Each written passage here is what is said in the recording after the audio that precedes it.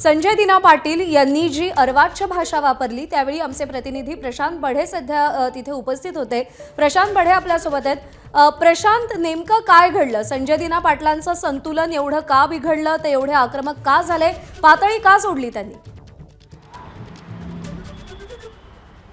प्रज्ञा, जर आपण बघितलं तर सकाळी संजय राऊतांनी एक पत्र ट्विट केलेलं होतं, ज्यामध्ये संजय दिना पाटील यांनी जी वक्तव्य त्यांच्या प्रवेशाच्या दरम्यान केलेली होती, ज्यामध्ये 5 जणांची हत्या करून हत्या केलेली संदर्भातला त्यांचं वक्तव्य होतं, किंवा त्याचबरोबर जे येतील त्यांना मारलं जाईल अशा प्रकारची वक्तव्य होती।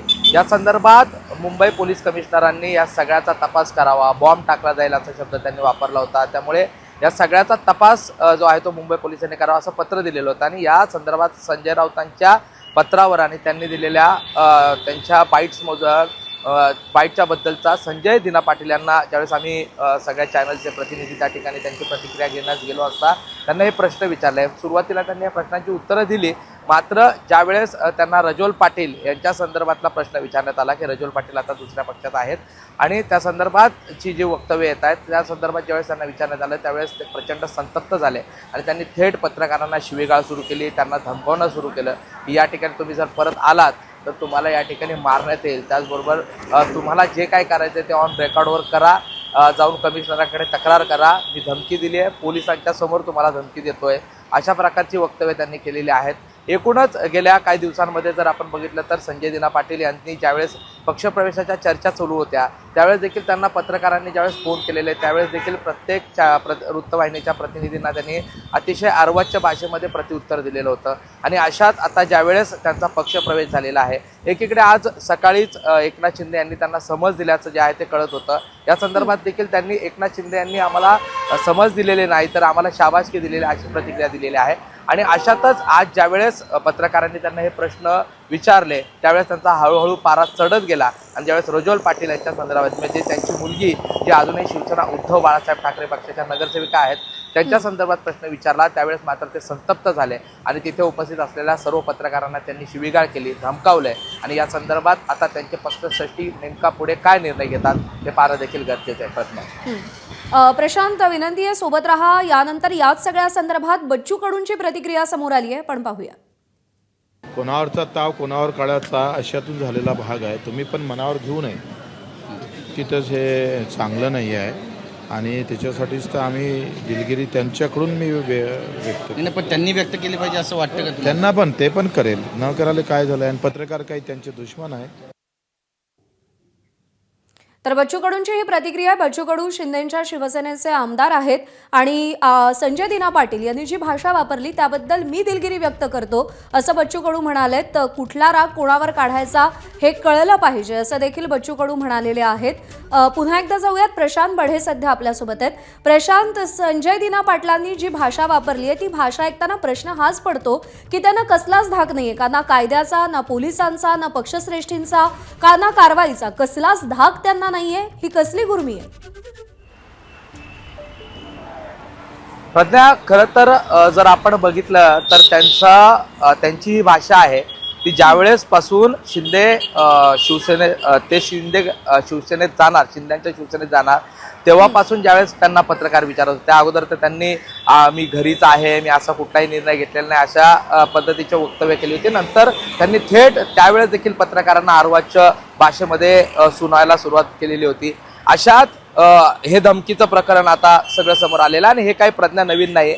काही दिवसात ज्यावेळेस ते NCP मध्ये होते, राष्ट्रवादी काँग्रेसमध्ये होते, त्यावेळेस नवाब मलिक आणि त्यांचा गोवंडीमध्ये झालेला राडा हा सगळ्यांनी पाहिलेला होता। तिथे देखील त्यांनी थेट रिव्हॉल्वर स्टेजवर काढलेलं होतं, तिथे देखील मोठ्या प्रमाणात राडा जो आहे तो पाहायला मिळालेला होता आणि त्यामुळे संजय पाटील यांच्या एकूणच अशा प्रकारच्या प्रवृत्ती संदर्भात पूर्ण ईशान्य मुंबई जे आहे किंवा पत्रकार आहेत त्यांना ही गोष्ट माहिती आहे। मात्र ज्यावेळेस आपण एक लोकप्रतिनिधी म्हणून ज्यावेळेस अशा प्रकारे माध्यमांना सामोरे जात असतो त्यावेळेस तिथे कशा पद्धतीने संयमाने बोलायचं असं आता कदाचित एकनाथ शिंदे यांना संजय पाटील यांना समजावं लागेल, कारण गेल्या काही दिवसांमध्ये वारंवार संजय पाटील यांच्या अशा प्रकारची उद्धट वक्तव्य जी आहेत ती वारंवार समोर येत आहेत।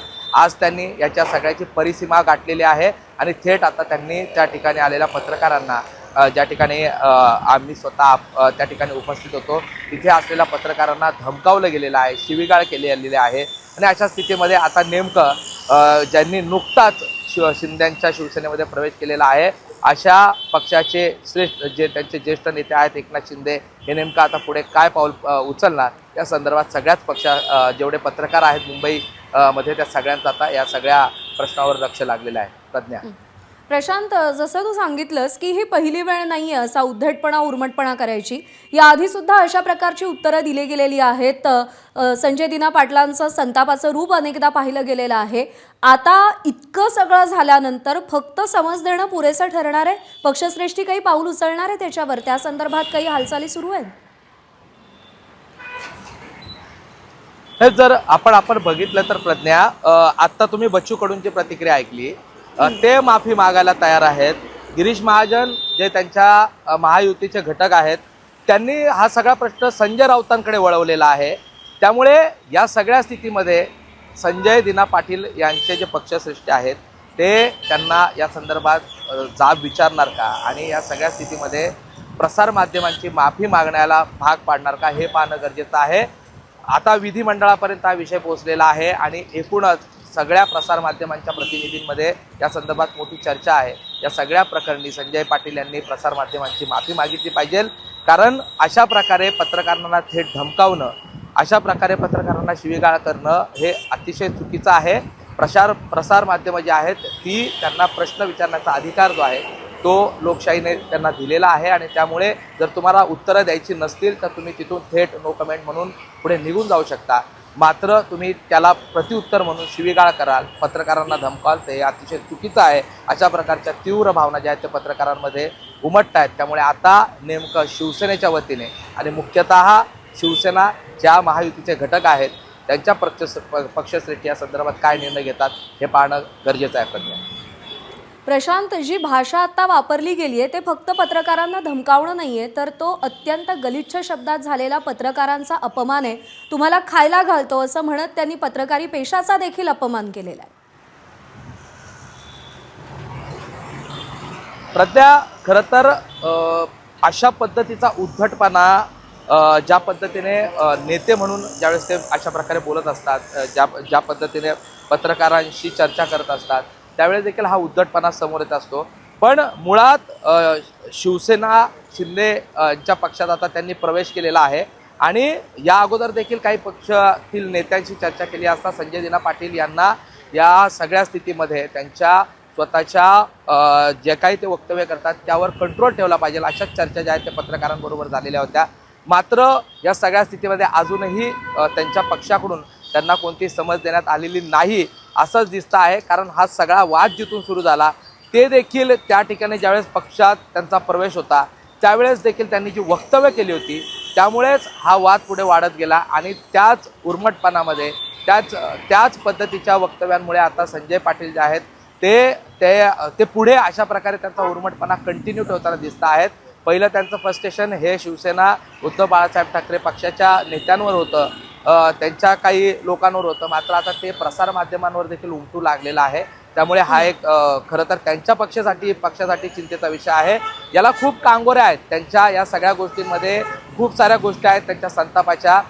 कदाचित त्यांनी ज्या मागण्या तिथे ठेवलेल्या होत्या त्या पूर्ण झालेल्या नसाव्यात अशा देखील चर्चा आहेत. त्यामुळे हा संताप त्यांच्यामध्ये आलेला दिसून येतो आहे.